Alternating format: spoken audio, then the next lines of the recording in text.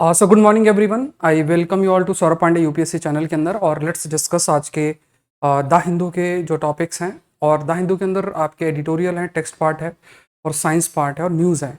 ये चार कैटेगरीज होती हैं जहाँ से प्रश्न आपके लिए फ्रेम होते हैं। We will cover each and everything. Editorial भी है, उसका टेक्स्ट पार्ट है जिसमें कई सारे कंसेप्ट आते हैं। और उसके बाद साइंस का स्पेशल इशू है। ऑल्दो आज साइंस के स्पेशल इशू में कुछ पब्लिश नहीं हुआ है, बट कुछ दिन में रिलेटेड विद नोबेल प्राइज बहुत डिटेल के अंदर जो है चीज़ें पब्लिश होंगी। So will discuss. सो आज जो हम लोग टॉपिक्स डिस्कस करेंगे, we will discuss about audit and AI. इसी पर बेस्ड आज मैंने आपका मेंस का प्रश्न भी आप लोग के लिए बनाया है। And this is audit and AI के कंसेप्ट में we are going to discuss artificial intelligence का जो कंसेप्ट है, जिसे हम कहते हैं रेस्पॉन्सिव एआई के कंसेप्ट की चर्चा हम करते हैं। What basically is responsive AI और कैसे ये एआई गवर्नेंस का एक कंसेप्ट है वो आपका सामने आ रहा है। वी मस्ट हैव रेड, और यूपीएससी ने पिछली बार मतलब आई थिंक 2023 के ही मेंस में ई गवर्नेंस पे प्रश्न पूछा है। इसी तरीके से there is this concept called as AI governance. तो एआई गवर्नेंस हम लोग डिस्कस करेंगे, हाउ और why we need a AI responsive AI और एथिक्स बेस्ड एआई, हमें क्यों जरूरत है for the AI governance. Afghan embassy closed IR का टॉपिक है। नागोर्नो कराबाख के हिस्टोरिकल कंटेक्स्ट को देखेंगे। वैसे आप इसको रीड कर लेना, मैंने कई बार आपको डिस्कस कर दिया है, इसके ऊपर पीडीएफ शेयर कर दूंगा। सर्कुलर माइग्रेशन का ये नया कंसेप्ट है। सर्कुलर माइग्रेशन क्या होता है? आर्मेनिया जो है it is going to join ICC international criminal court, तो आईआर का टॉपिक है। नोबेल प्राइज फिजिक्स में कल वीडियो बना के एक डाल दिया है, तो मेंस का फिर क्वेश्चन जो है मैं आपको प्रोवाइड करूंगा।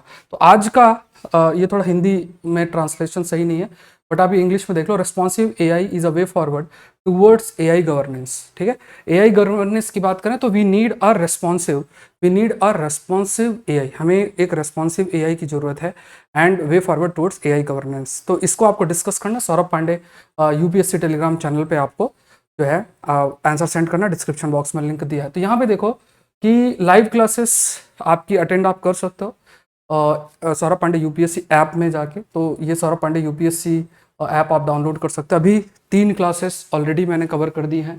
तो यहाँ पे ethics in governance class 1, ethics in governance class 2, ethics in governance class 3।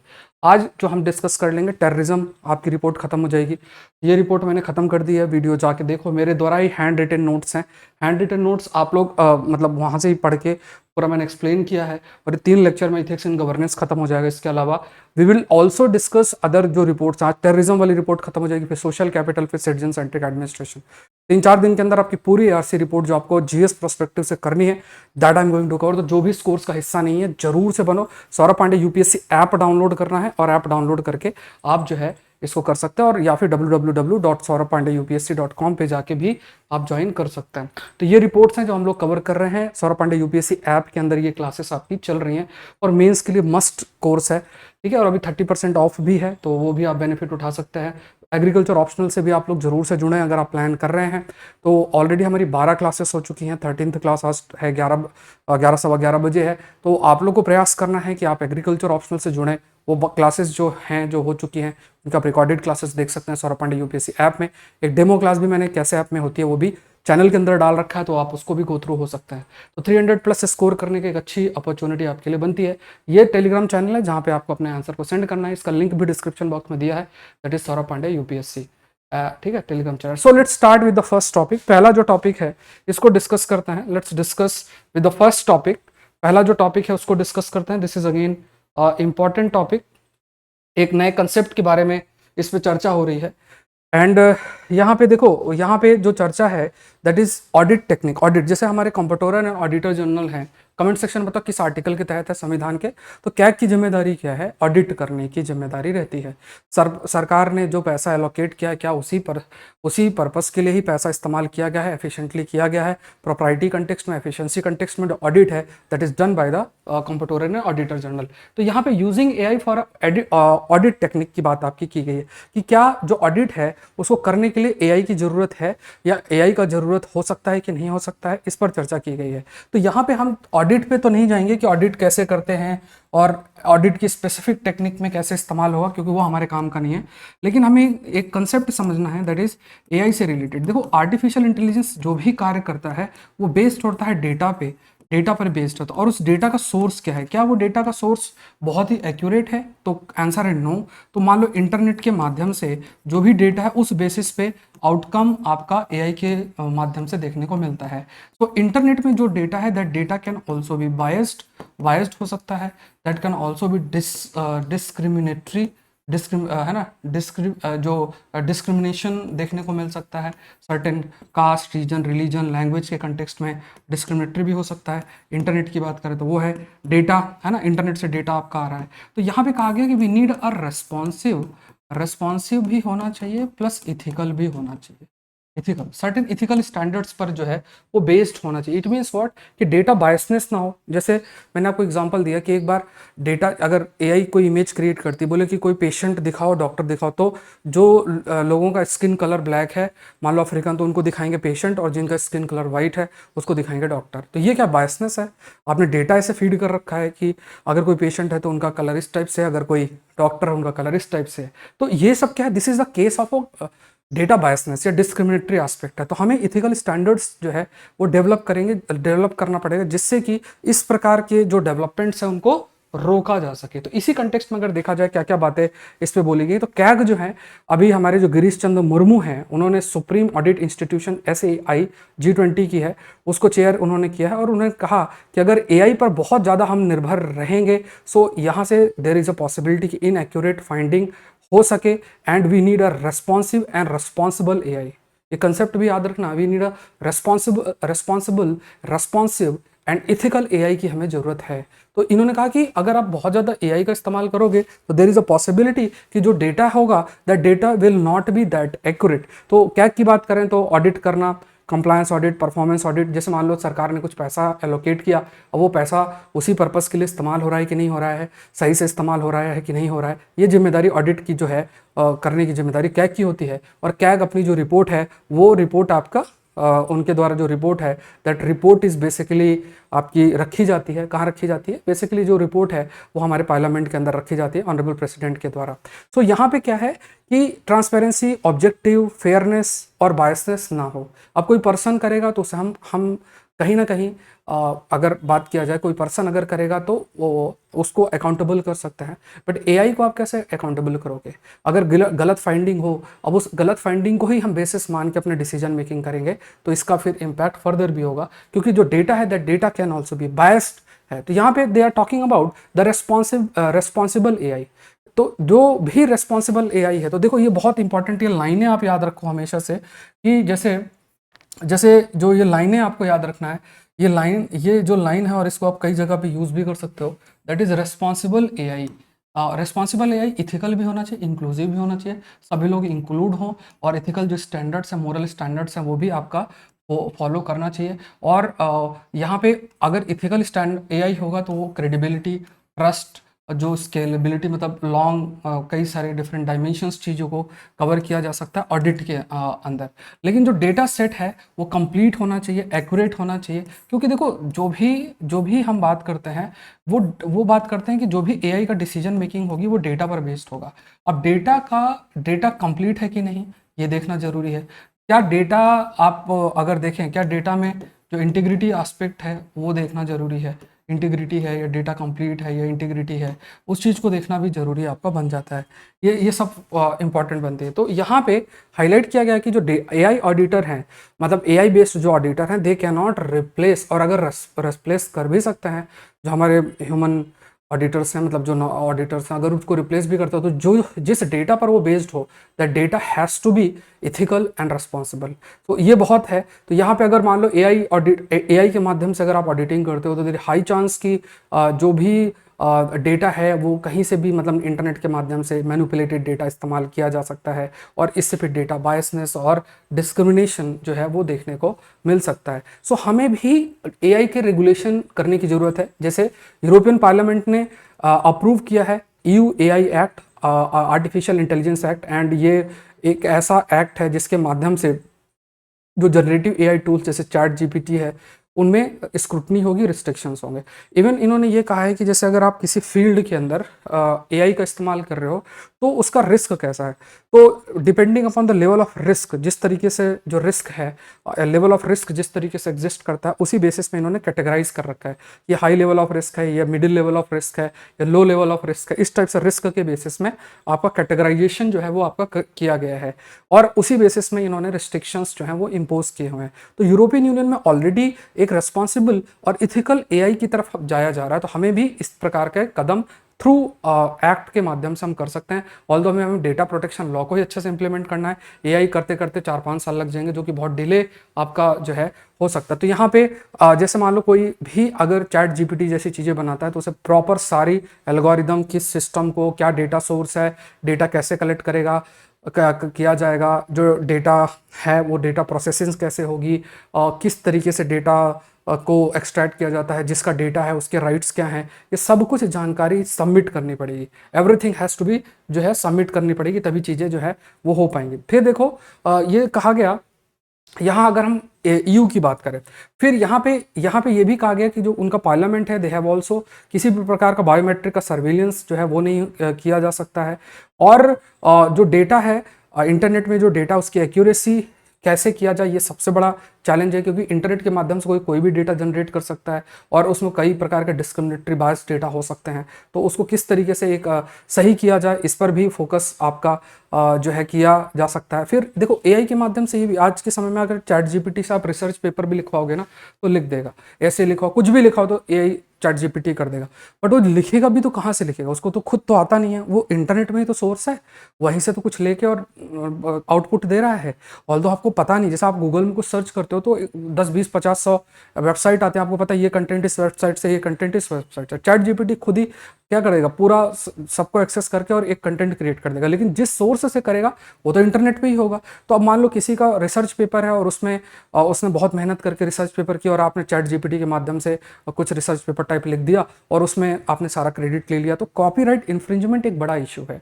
कोई आप मान लो इन्वेंशन करते हो तो पेटेंट होता है, कोई चीज़ आप लिखते हो, मान लो किताब है या कुछ कंटेंट है रिसर्च पेपर, तो वहाँ पे आपका कॉपीराइट होता है। तो वो सबका है, तो आईपीआर जो इंटेलेक्चुअल प्रॉपर्टी राइट्स हैं, that will also be impacted because of the kind of AI tools जो अभी हमारे पास हैं। तो इसके बहुत तरीके के हम लाइक वी कैन से कि एक बहुत तरीके के चैलेंजेस जो हैं वो आपके राइज होंगे, खासतौर से बायस्ड एआई बायस शब्द आप ध्यान रखना। एआई बायस, जो एआई बायस है, क्योंकि एआई बायस का सोर्स क्या है, what will be the source of AI bias. AI bias का जो सोर्स है, द सोर्स विल अगेन, जब हम बायसनेस की बात करते हैं तो ये बायस डेटा ही सोर्स है, ये है। और यहाँ पे अगर आप देखोगे ये टर्म आप यूज कर सकते हो, एलन मस्क है, उन्होंने कहा कि we should focus on developing a truth GPT. Truth GPT पर उन्होंने डेवलप किया। ट्रुथ जीपीटी कहने का मतलब ये है कि सच्चाई होना चाहिए, ये बहुत इंपॉर्टेंट है। ऐसा नहीं कुछ भी कंटेंट दिखा दे, बायस डेटा दिखा दे और डिस्क्रिमिनेटरी डेटा दिखा दे, that will affect the overall thought process, thinking जो है लोगों की, वो भी आपकी अफेक्ट होगी। ठीक है, तो अगर आप आईएएस एग्जाम की तैयारी करें तो इस चैनल से आप लोग जरूर से जुड़े हैं, सेशन को लाइक करें और चैनल को सब्सक्राइब जरूर से करें। जिस भी जगह पे हों आप जरूर से चैनल को शेयर करें, सेशन को शेयर करें, ये बहुत इंपॉर्टेंट है। प्लस आप लोग अपनी अटेंडेंस दें कब सेशन आप अटेंड करते हैं। इसका पीडीएफ आपको Saurabh Pandey UPSC Telegram channel के अंदर मिल जाएगा, उसका लिंक भी डिस्क्रिप्शन बॉक्स में दिया हुआ है। इसके अलावा वेबसाइट का लिंक भी दिया हुआ है, जहाँ से आप ज्योग्राफी एनवायरमेंट साइंस की मैगजीन डाउनलोड कर सकते हैं। इसके अलावा सौरभ पांडे यूपीएससी ऐप में एआरसी रिपोर्ट की क्लासेस शुरू हो चुकी हैं, 3 क्लासेस कल हो चुकी हैं, और आज जो है टेररिज्म वाली रिपोर्ट खत्म हो जाएगी, उसका कंटेंट आपको मिल जाएगा। सो ये ध्यान रखना है। Let's move to the next topic. Afghanistan की बात करें तो shut down of the Afghan embassy. देखो अफगानिस्तान की जो एम्बेसी है दिल्ली में, उसको बंद कर दिया गया है, और इसके पीछे एक बड़ा रीज़न जो है, जो मतलब ये जो कंटेंट है ये आप मेंशन कर सकते हो when you are writing about India Afghanistan relation. मान लो इस तरीके से साउथ एशिया में चैलेंजेस, ऐसा कुछ आप लिखना चाह रहे हो, तो उसमें आप ये जो कंटेंट है उसको यूज़ कर सकते हो। यहाँ पे कहा गया कि दे हैव हाईलाइटेड कि जैसे मान लो अफगान है, अफगान के पास इतने पैसे नहीं कि वो बहुत सारे मल्टीपल कॉन्सुलेट रन कर सके, तो एक दिल्ली में क्लोज कर दिया। ऑल दो अफगानिस्तान चाइना के भी काफ़ी क्लोज जा रहा है, रशिया के भी क्लोज जा रहा है, तो वो सब भी फैक्टर होते हैं, ऊपर से प्रेशर आता है या जो भी है। इंडिया के लिए भी कहा कि आप हमारी मदद करें, बट इंडिया ने अपना कोई तालिबान के प्रति ऐसा कोई स्टैंड रखा नहीं है। तो ये थोड़े से जो पार्ट है आप मेंशन कर सकते हो when you are writing India Afghanistan relation. Next देखते हैं, नेक्स्ट टॉपिक है हमारा, how has Nagorno Karabakh stand off ended. किस तरीके से एंड हुआ है। अब इस पर अगर आप देखो, मैंने स्टार्टिंग में ही मैंने आपको पूरा एक्सप्लेन किया था इफ़ यू रिमेंबर, और उसमें मैंने नाटो के रोल के बारे में आपको एक्सप्लेन किया था, नाटो किस तरीके से प्रेशर बना रहा है, ये सब चर्चा मैंने आपसे की है। और जैसे ही अर्मेनिया अगर आईसीसी को ज्वाइन करता है तो मेरे द्वारा जो एक एनालिसिस मैंने आपको दिया था वो सही हो जाता है। आज आप आगे एक टॉपिक आएगा इंटरनेशनल क्रिमिनल कोर्ट के ऊपर, तो उस पर मैं चर्चा आपसे करूंगा। लेकिन आप ये समझो कि जो मैंने आपको एनालिसिस किया था कि जो आर्मेनिया अजरबैजान के बीच की लड़ाई है उसमें किस तरीके से नाटो का एंट्री होगी, वेस्टर्न कंट्रीज़ की एंट्री होगी, वो आईसीसी को अगर वो ज्वाइन करता है आर्मेनिया तो वो चीज़ आपका इस्टेब्लिश हो रहा, आगे वो उस पर मैं चर्चा आपसे करूंगा। तो नागोर्नो कराबाख रीजन ये टॉपिक आपका इंटरनेशनल रिलेशन है, इंटरनेशनल रिलेशन के अंदर हिस्टोरिकल कंटेक्स्ट आप चाहो तो रीड कर लेना इसके ऊपर। लेकिन यहाँ पे कुछ जगहें हैं जो ज्योग्राफी के आपको ध्यान में रखना है, जैसे लचिन कॉरिडोर याद रखो। अगर आपसे पूछा लचिन कॉरिडोर कहाँ लोकेटेड है तो आपको याद रखना है ये लचिन कॉरिडोर है, ये आपका अजरबैजान है, ये इधर देखोगे ये अजरबैजान है, ये रीजन आपका नागोर्नो कराबाख का रीजन आपका बनता है, ये आर्मेनिया है, और यहाँ पे ये लचिन कॉरिडोर है। If you can see this is, मतलब ये जो है आपका लचिन कॉरिडोर बन जाता है। तो यहाँ पे अगर आप देखोगे तो ये अजरबैजान है, अजरबैजान की बात करें तो दोस्तों दिस इज अजरबैजान, ये आर्मेनिया है, उसके बाद ये इधर आपका लचिन कॉरिडोर है। तो आपको पता होना चाहिए कि बेसिकली, और इसके बाद नकचीवन करके एक जगह है, ये भी एक जगह न्यूज़ में है नकचीवन करके, you have this region that is Nakhchivan. तो ये सब क्या है ज्योग्राफिकल कंटेक्स्ट में, मतलब मैपिंग में बहुत इंपॉर्टेंट होता है, क्योंकि सारी की सारी जो मैपिंग आपकी आती है ना वो जगहें जो न्यूज़ में होती हैं उसी कंटेक्स्ट में ही आती हैं। तो यहाँ पर मैंने बहुत डिटेल में आप लोग को एक्सप्लेन किया है। अब नागोर्नो कराबाख कहाँ लोकेटेड है, it is located international border of Azerbaijan में, साउथ ऑफ कॉकस रीजन में, ईस्टर्न यूरोप वेस्टर्न एशिया के बीच में, कॉकस माउंटेन पास में लोकेटेड है। ये शब्द भी आपको याद जो है रखना है। और इसमें आज के समय में आर्मीनिया, अजरबैजान और जॉर्जिया का कुछ हिस्सा आपका इंक्लूडेड है। और बहुत समय से देखो कन्फ्लिक्ट की स्थिति, आर्मेनियंस क्रिश्चियनिटी को फॉलो करते हैं और अजरबैजान में जो लोग हैं वो इस्लामिक कंट्रीज़ हैं, इस वजह से टर्की का काफ़ी अच्छा सपोर्ट मिल जाता है। Turkey is a NATO member, और अभी जो हमला किया है अजरबैजान में बहुत सारे लोग जो है फ्ली किए हैं। और आर्मेनिया जो कि एक ग्रुपिंग का हिस्सा जिसे हम CSTO है, इस पर भी मैंने चर्चा कर रखी है। CSTO बताना, आप बताना कि CSTO के बारे में कितने मेंबर्स है CSTO में, और किस देश के द्वारा ये रन किया जाता है, और ये क्या मिलिट्री अलायंस है या फिर इकोनॉमिक अलायंस। अगर आपने रिवाइज किया होगा तब आंसर कर लोगे। तो यहाँ पे आप ये समझना की प्रयास करो कि जो अजरबैजान है, अजरबैजान की अगर हम बात करें तो अजरबैजान में मेनली इस्लामिक देश है, और टर्की का सपोर्ट है, टर्की नाटो का मेंबर है।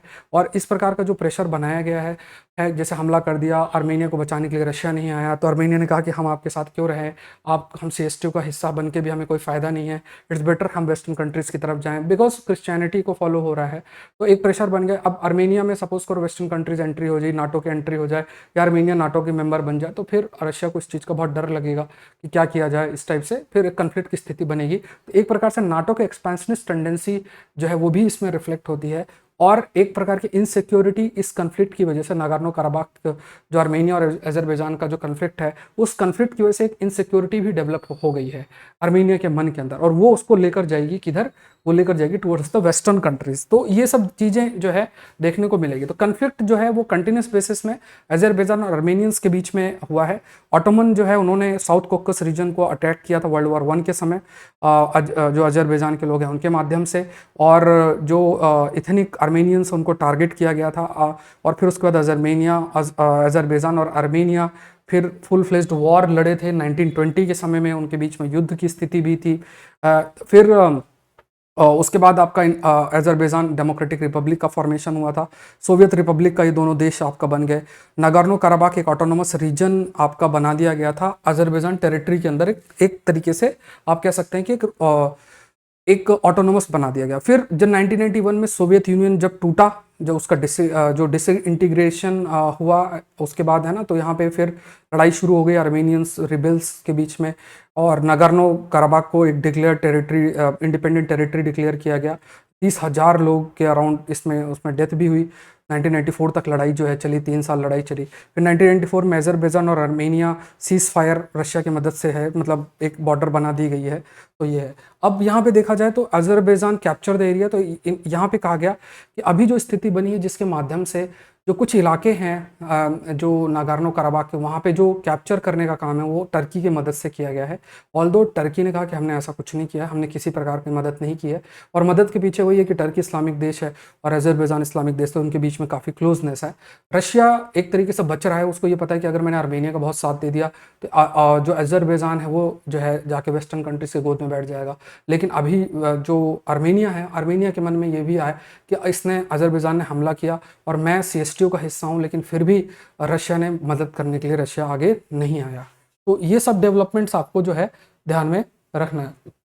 This is again a important point. अब देखो, अभी एक डेवलपमेंट हुआ है, एक अलग से भी न्यूज़ है इस पे, और मैं इस पर आपसे चर्चा भी करूंगा कि आर्मेनिया ने ऑलरेडी वोट कर दिया है कि वो इंटरनेशनल क्रिमिनल कोर्ट का हिस्सा जो है बनेगी, लगभग इंटरनेशनल क्रिमिनल कोर्ट का हिस्सा बनेगी। नेक्स्ट देखते हैं, there is this topic called as, economy का टॉपिक है सर्कुलर माइग्रेशन। माइग्रेशन एक टॉपिक है जो कि आपके GS पेपर 3 के अंदर हम इसको इंक्लूड कर सकते हैं। ठीक है, तो देखो ये जो टॉपिक्स मैं आपसे डिस्कस कर रहा हूँ, ये टॉपिक्स अगर आप जैसे मान लो नोट्स बना रहे हो, अगर आप नए हैं तो नोट्स अब बनाओ आपको सब्जेक्ट वाइज। जैसे एक टॉपिक खत्म हुआ, पिछला टॉपिक IR का है तो IR के अंदर लिखो, और ये इकोनॉमी का है तो इकोनॉमी के अंदर लिखो, तो आप देखोगे आपका कंटेंट बहुत अच्छा रहेगा। तो ये चीज़ आप थोड़ा सा ज़रूर से ध्यान दें।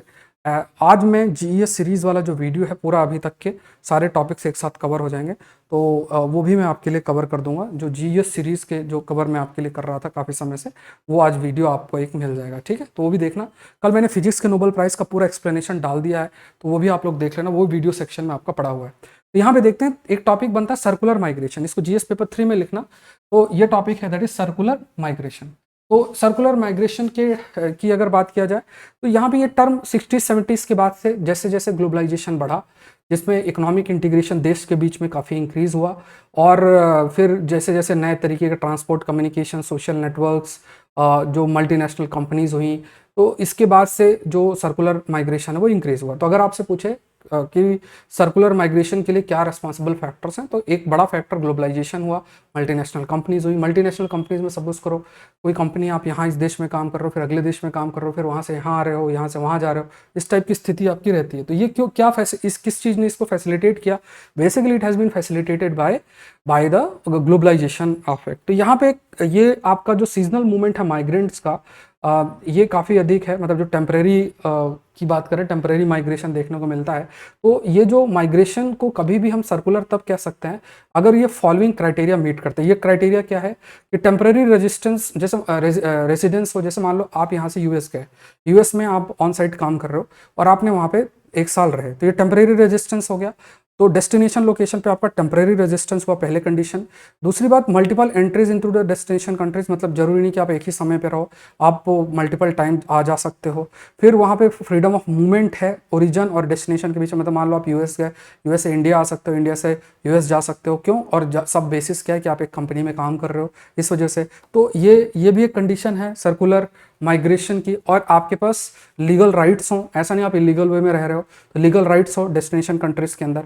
उसके बाद माइग्रेंट्स राइट्स जो हैं वो भी आपके हों, और फिर healthy demand for temporary labour in the destination countries, मतलब डेस्टिनेशन कंट्री में आप टेम्परेरी रेजिस्टेंस कर रहे हो, सर्टेन राइट्स डिमांड कर रहे हो। ऐसी जब स्थिति होती है माइग्रेशन की, तो उसको हम सर्कुलर माइग्रेशन कहते हैं। सर्कुलर सर्कुलर होता है ना, साइकिल। तो आप यहाँ गए, फिर आए, फिर गए, फिर गए, ठीक है, तो वो स्थिति जो है वो आपकी बनी रहती है, ये ध्यान में रखना है। नेक्स्ट देखते हैं, 4 अर्थक्वेक इन नेपाल कॉज ट्रिमर्स इन नॉर्थ इंडिया। इस पर मैं एक वीडियो अभी डाल दूंगा, अभी 11 बजे तक आपको वीडियो मिल जाएगा इस पर, मैंने एक्सप्लेन कर दिया, उसमें आप लोग गो थ्रू हो जाना। और 4 अर्थक्वेक नेपाल में, ट्रिमर्स इन नॉर्थ इंडिया, तो आप लोग देख लेना, उसमें फैक्टर्स मैंने एक्सप्लेन किए हैं, और आपको पता भी है कि क्या रीज़न है इंडियन प्लेट और यूरेशियन प्लेट के कंटेक्स में। तो ये वीडियो मैं डाल दूंगा, तो आप लोग गो थ्रू हो जाना। उसके बाद नेक्स्ट देखते हैं, नेक्स्ट टॉपिक है Armenian parliament votes to join international criminal court, straining ties with ally Russia. तो ये रशिया और आर्मेनिया के बीच की जो दूरी है वो बढ़ रही है, उसके पीछे क्या रीज़न वो एक्सप्लेन किया मैंने। अभी हम ये डिस्कस करेंगे ICC के बारे में। इसमें अच्छा प्रश्न आपके लिए फ्रेम हो सकता है, इंटरनेशनल क्रिमिनल कोर्ट। जैसे फॉर एग्जांपल अभी अभी प्रश्न इंटरनेशनल मैरीटाइम ऑर्गेनाइजेशन के ऊपर आया था, जिस पर हमने चर्चा भी की थी, because of the high sea treaty, वो प्रश्न आपके लिए पूछा गया था। इसी तरीके से इंटरनेशनल क्रिमिनल कोर्ट पे भी प्रश्न आपके लिए फ्रेम जो है वो हो सकता है। So Armenian parliament votes to join ICC, straining ties with ally Russia. अभी यहाँ पे जैसे जो भी स्थिति है आर्मेनिया अजरबैजान के बीच में, जो युद्ध की स्थिति बनी थी और रशिया सामने नहीं आया, आर्मेनिया को बचाया नहीं, तो आर्मेनिया का ट्रस्ट रिड्यूस हो रहा है। आर्मेनिया एक क्रिश्चियन कंट्री है, वेस्टर्न कंट्रीज और उनके बीच में क्लोजनेस बढ़ रही है। इंटरनेशनल क्रिमिनल कोर्ट का हिस्सा आर्मेनिया कह रहा है, और आपको याद रखना है कि इंटरनेशनल क्रिमिनल कोर्ट जो है उसने अरेस्ट वारंट जारी कर रखा है व्लादिमीर पुतिन। अगर आप देखोगे ना, ब्रिक्स की समिट जब हुई थी तो ब्रिक्स की समिट में व्लादिमीर पुतिन नहीं गए थे। इसके पीछे एक रीज़न बड़ा है कि व्लादिमीर पुतिन इसलिए नहीं गए क्योंकि साउथ अफ्रीका भी आईसीसी का हिस्सा है, इंटरनेशनल क्रिमिनल कोर्ट का हिस्सा है, और जो भी मेंबर होता है तो उसकी जिम्मेदारी है, अगर वो मेंबर है आईसीसी का, तो जिसके खिलाफ अरेस्ट वारंट होगा तो उसको अरेस्ट करना पड़ेगा। मतलब व्लादिमीर पुतिन अगर वो साउथ अफ्रीका जाते तो एक डिलेमा आ जाता साउथ अफ्रीका के लिए कि क्या उसे व्लादिमीर पुतिन को अरेस्ट करना है कि नहीं करना है। आर्मेनिया अगर आईसीसी का हिस्सा बनेगा तो फिर उसकी जिम्मेदारी बन जाएगी कि वो रशिया के प्रेसिडेंट को अरेस्ट करे। क्यों? क्योंकि अरेस्ट वारंट जारी किया गया है। तो ये हाईलाइट कर रहा है कि किस प्रकार से रशिया आर्मेनिया के बीच में जो दूरी है वो बढ़ती चली जा रही है। ये चीज़ जो है हाईलाइट आपका हो रहा है। ठीक है, तो यहाँ पे देखो, यहाँ दो टर्म्स हैं, एक इंटरनेशनल कोर्ट ऑफ जस्टिस है, एक बार देख लो सभी लोग, इंटरनेशनल कोर्ट ऑफ जस्टिस है।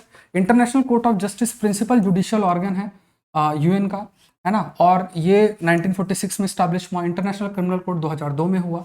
ऑफिशियल कोर्ट है यूएन का, ये आपका यूएन से इसका कोई लेना देना नहीं है।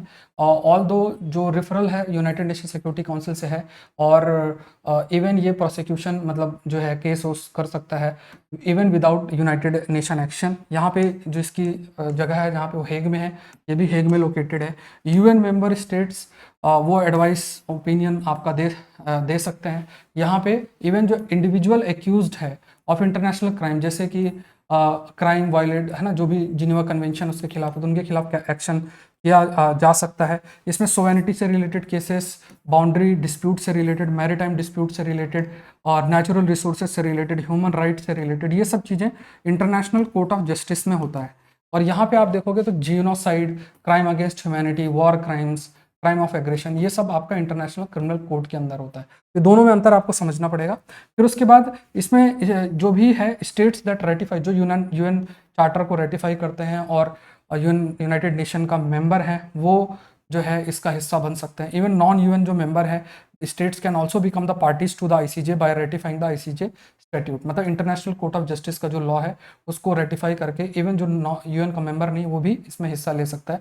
और इससे रिलेटेड जो लॉ है जिसके तहत इसका फॉर्मेशन इंटरनेशनल क्रिमिनल कोर्ट का हुआ है, उसका नाम है दैट इज रोम स्टैट्यूट। ठीक है, जो नाम है अलग से, दैट इज रोम स्टैट्यूट। फिर आपका ICJ decision is binding, ICJ के द्वारा जो डिसीजन है वो बाइंडिंग है। Although United nation security council can review अगर जरूरत है। यहाँ पे अपील्स चैम्बर्स भी हैं रोम इंस्टीट्यूट के तहत, जो अपील चैम्बर्स भी हैं। और ठीक है, तो ये है ये यूनाइटेड नेशन फंडेड है। यहाँ पे अलग अलग जो देश हैं वो आपका कंट्रीब्यूशन करते हैं। तो ये सब चीज़ें आपको ध्यान में रखनी है। All these are very important. The basic difference between the international court of justice and international criminal court, important topic बन जाता है। ठीक है, तो ये है। नेक्स्ट देखते हैं नोबेल प्राइज के ऊपर है। नोबेल प्राइज फिजिक्स में अनाउंस कर दिया गया है, तो इस पर मैंने एक वीडियो कल रात को डाल दिया है, छोटा सा वीडियो 3-4 मिनट का, उसको पूरा एक्सप्लेन किया है।